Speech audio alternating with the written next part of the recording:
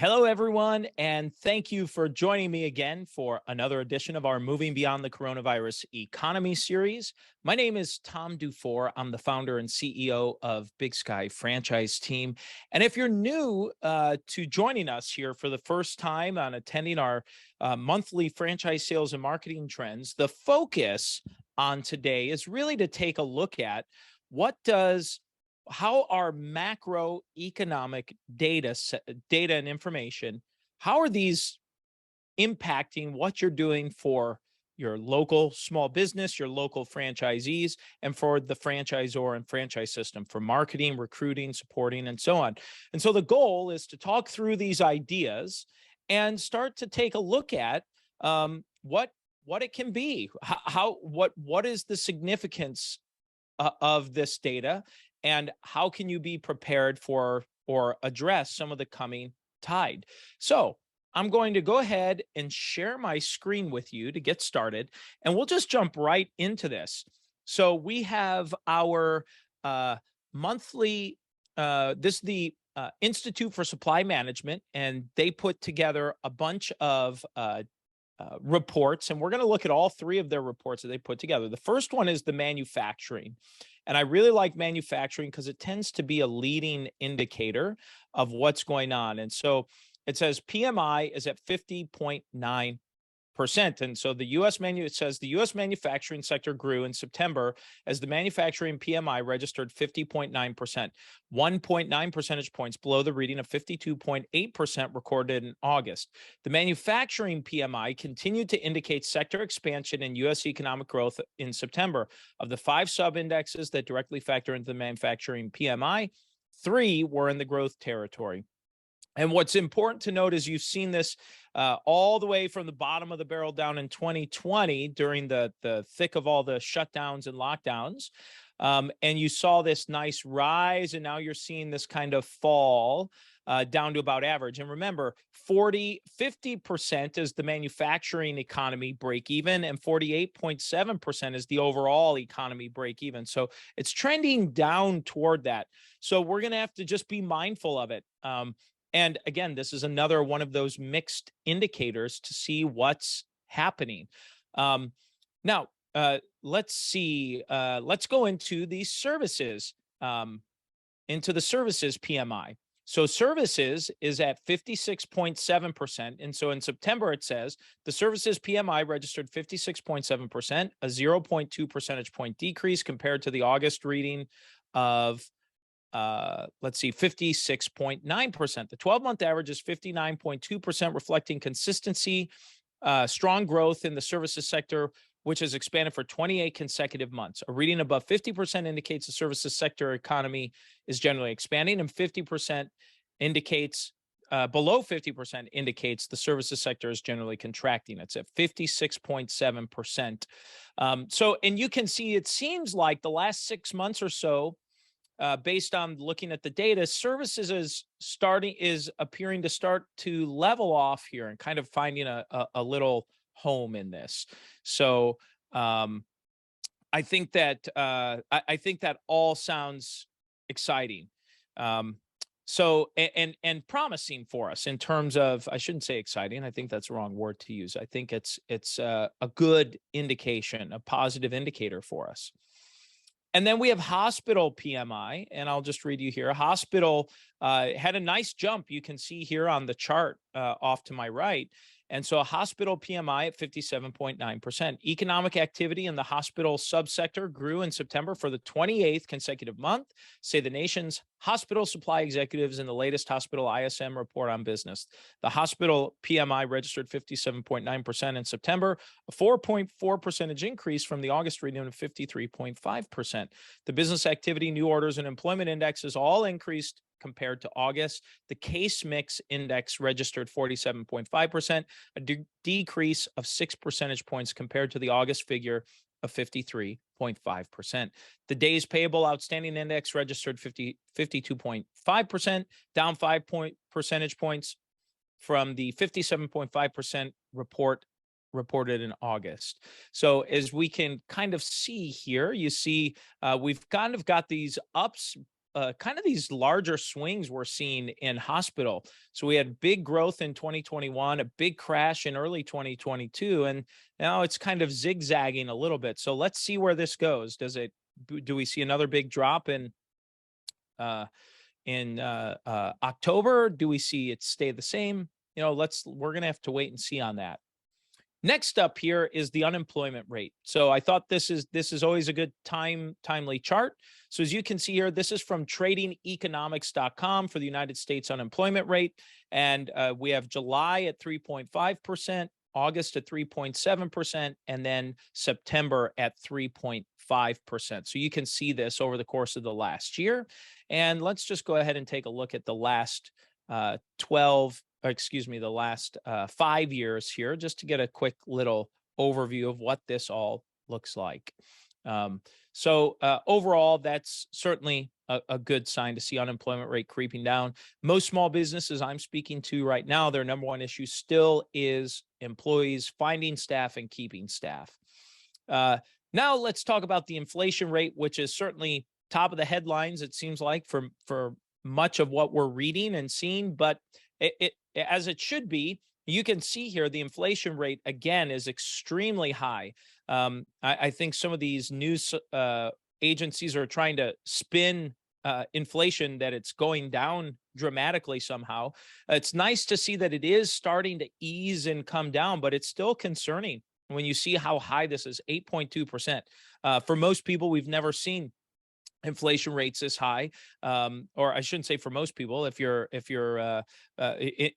for most working adults right now, they probably have not seen this high. The 80s is the last time we've seen this spike where it went up to almost 15%. You can see this here. This is the all-time max dating back to the 1920s on up to today. So just over 100 years for what the inflation rate looks like. But look at this window here from the mid 80s all the way over. You can see that it's been 40 years since it's been that high. So it's a long time.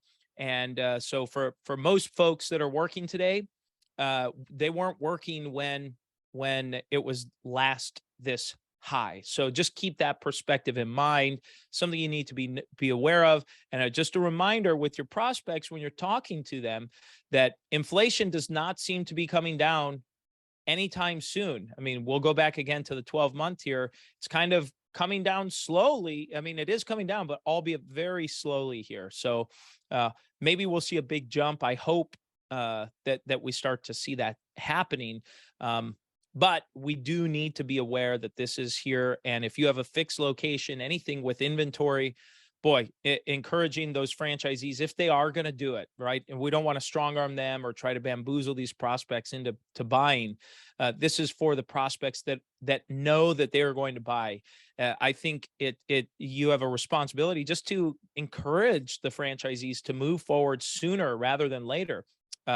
You see interest rates continue to go up, inflation rate continue to go up. It's a double whammy. So your money's worth less and it's costing more to borrow. So you're getting hammered on both sides if you're borrowing right now. So just be mindful on that. So and encouraging those franchise candidates that sooner rather than later probably serves them well if we're going up inflation over 8% a month right now. Okay. This is from the University of Michigan. This is a survey of consumers and shows what the index of consumer sentiment is. And let me see if I can zoom in a little bit here for us. So you can see this index of consumer sentiment. So you can see that in October of 2021, it was 71.7%. In October of 2022, it's 59.8%, which is near all-time lows for it. It's down 16.6% in a year. It did pop up a little bit from last month, but I think that consumer sentiment index is important to watch. A lot of factors contributing to that. Certainly what we just talked about, inflation, rising costs of borrowing money. It's the war going on in Ukraine that the U.S. is contributing to, right? All of these things impact what's going on. So just be mindful to what's going on. Again, mixed results is the best way to describe the economic data right now. It's mixed. So we've got, by technical definition, we've got two consecutive terms of 2 consecutive quarters of negative GDP, so technical recession that we're in, and then albeit it seems like it's just below that break even point, and coupled with some of this other data. So it's just it's mixed is the best way for me to describe it. And this is showing the consumer sentiment, the index of consumer sentiment over the last 10 years. So you can kind of see here this rise and drop and another huge drop in 2021 into 2022 here, with a little bounce back last month. So this is the coronavirus. This is through worldometers.info/coronavirus for the United States. And this shows this is actually here's daily cases and the 7-day moving average as of October 13th, 2022. I also recently saw that it sounds like the CDC is no longer going to be tracking daily counts. So that may be going away here. And the 7-day moving average for daily deaths has been flat for the most part here since about April. So over 6 months here that it's been really pretty flat, which I think is good as a whole to see that. Okay, let's talk about the business formation statistics. This to me is probably the biggest and most critical data point for the small business community that exists since the lockdowns and shutdowns from the coronavirus in mid-March of 2020. And you can literally see exactly what happened. So this is the October 13th, 2022. This came out yesterday. You can see this report. And you can see, actually, this chart here is a little bigger. It's easier to see here. Let me zoom in again. Oh, here we go. Okay, so you can see this report here. So this is showing the monthly business applications. This is the aggregate for the entire United States. It's aggregated from all the state databases. And you can see there was here we have 2020, here's March, right? April, we have this huge spike and then a big crash. And then we see this big uptick. And look at by mid 2021, there were almost 500,000 new applications, and you've seen consistently over 400,000 new business applications every single month, almost since mid 2020. So for over 2 years now, this has been ongoing. And you can see before, we're talking right at or just under 300,000 or so monthly business applications. I mean, we're seeing more than a 33% increase. To me, for the small business community, that is huge. And for everyone to know, if you're selling franchises, what that means, at least to me, is that your prospects are serious about starting a business. Look at this surge of new business activity. Obviously, not all of these people are opening franchises, but they have new business startup on their mind, starting a new business, creating a new business. So they're thinking about it. It's on their mind. So keep that top of mind as you're going through it. Let's see. We can see that we saw gains pretty much in every section of the United States. In September, with the exception of the South, it was down 0.3%, but everywhere else, we saw this general growth by region. So anyway, I just always find that report really interesting. Okay, speaking of which, we're going to jump into franchiseinsights.com. I love the data that they produce. And, oh, here we go. This is the Small Business Startup Sentiment Index. This is our best. This is one of my most favorite reports to get this going. And what I love about this is it gives us a monthly state of the small business community. What are they thinking? What's on their mind? So here are a couple highlights. The record low percentage of 3.9% say that they're putting their plans on hold. So that means fewer people that are thinking about opening a business or starting a business. The lowest number they've had is putting it on hold. And it says 22.5% of respondents are already business owners. And this is the highest percentage in more than a year.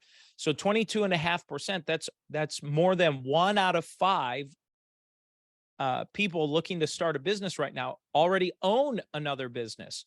So think of that in reference to your own franchise system. That means that potentially, if we run those averages, about 1 out of every 5 leads coming in the door very well could be an existing business owner. And so maybe that's not of interest to you, but if your business can impact or be a part of it, maybe that's something you could consider to adjust your system to accommodate an existing business owner. If it doesn't, then just know that you very well may have more business owners trying to buy your franchise that you're just going to have to say no to, that it just doesn't fit the model you're looking for, especially if you want an owner operator. So survey respondents agree now is still a good time for startup. And so let's zoom in a little so it's easier to read for me too. Okay, so from September, we can see on the far right here, we see the blue is strongly agree that now is still a good time to start up. The green is that they do agree. And so you can see the collective added together is at 62.6%. So almost 2/3 of all respondents say that they agree or strongly agree that now is a good time to start up a business. They see 72.6% of the respondents say they see business conditions staying the same or getting better. So, and 18.6 say that they see conditions as getting worse or much worse for this most recent reporting period. The sentiment improved. Let's do a quick highlight. Where is my chart I like to show? It's the next one, I think. Here it is. Okay, so this is what I like to see. This is the sentiment. This is what is the biggest obstacle or challenge to starting a new business or their biggest concern for a prospective business owner. 74.2% of them said funding or access to credit. That's substantial.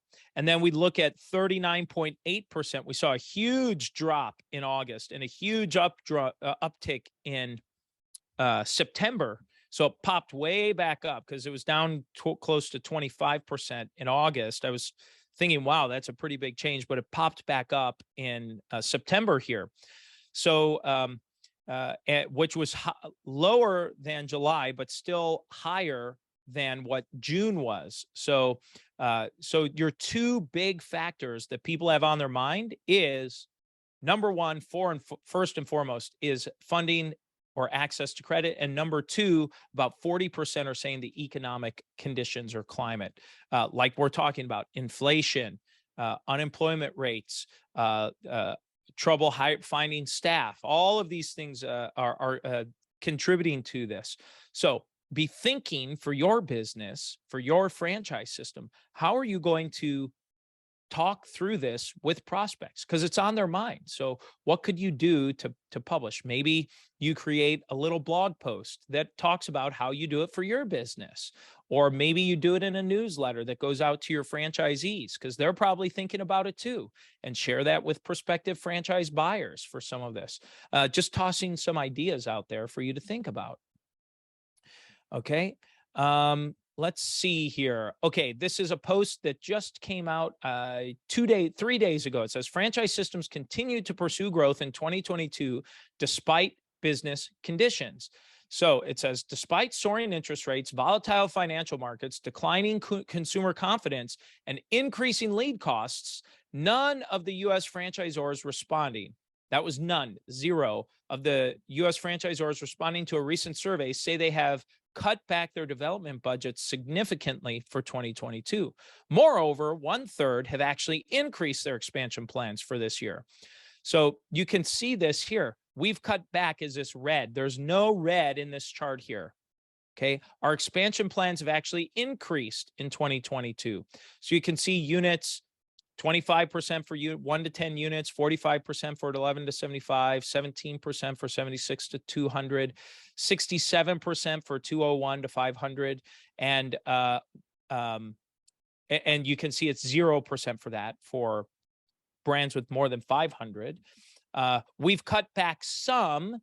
There's just a little orange, 25% of small franchisors with 1 to 10 units, and 18% for franchisors with 11 to 75 units, and then no change or sticking to the plan. You can see that this blue and green these are the biggest categories here. 50% of franchisors with 1 to 10 units are staying the same. They're sticking to the plan. 36% are sticking to the plan for 11 to 75. 83% of franchisors with 76 to 200 are sticking with the plan. 33% of franchisors with 201 to 500 franchises are sticking to the plan. And 100% of franchisors with more than 500 units answered that they are not changing anything. They're sticking to the plan. So I find that very telling and interesting to see that franchisors, at the very least, are either increasing or staying the same in terms of their franchise marketing budgets overall. Franchise Insights did a nice report here back. This was about 3 weeks ago, for franchise lead generation best practices update. Google removes paid keyword data from analytics in the name of privacy. So franchise marketers using data, it says September 28th, 2022, franchise marketers using the data on keywords that converted to visitors to tune their paid search program suffered significant loss on September 1st, 2022, when Google stopped providing this data in its analytics products to meet a higher privacy threshold. What does this mean for franchise lead generation through pay-per-click? Well, it's 1, less insights into visitor intent. 2, it's less ability to identify wasted spend. Ultimately, you need to be cautious and really paying attention to what's happening and paying attention to conversions as they're coming through, leads coming through, and be mindful to that. So if you're managing it in-house or you're working with a marketing agency, be in active communication with your marketing agency for lead generation for franchise sales efforts and franchise lead generation efforts. And then 2, this is going to impact your franchisees. So be talking with your franchisees and your marketing agency that's helping with local consumer marketing. All right.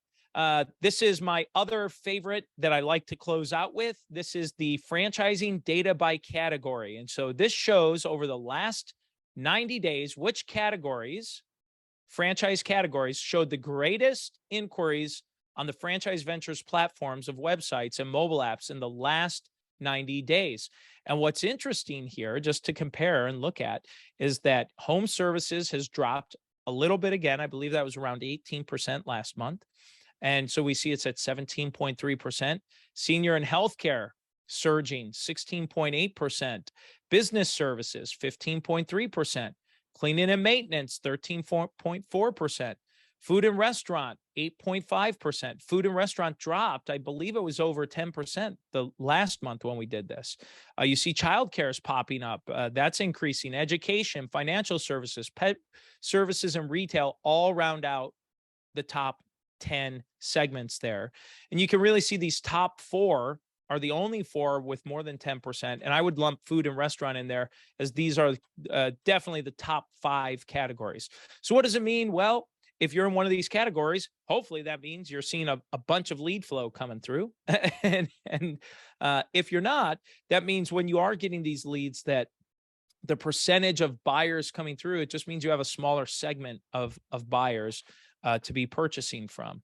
So that is the quick overview of what we have today. I'm going to stop sharing. For those of you that joined in or joined us, are there any questions, comments that you'd like to share as we start to bring this to a close, as how you might be able to use this data in your own growth and development? Please go ahead and either type in the chat box or the Q&A, or raise your hand and I'll unmute you if you have a question. And by the way, for those of you that joined us, just as a reminder, we do have a weekly podcast called Multiply Your Success. We're on episode 122. Can't believe 122 straight weeks now of publishing content on our podcast.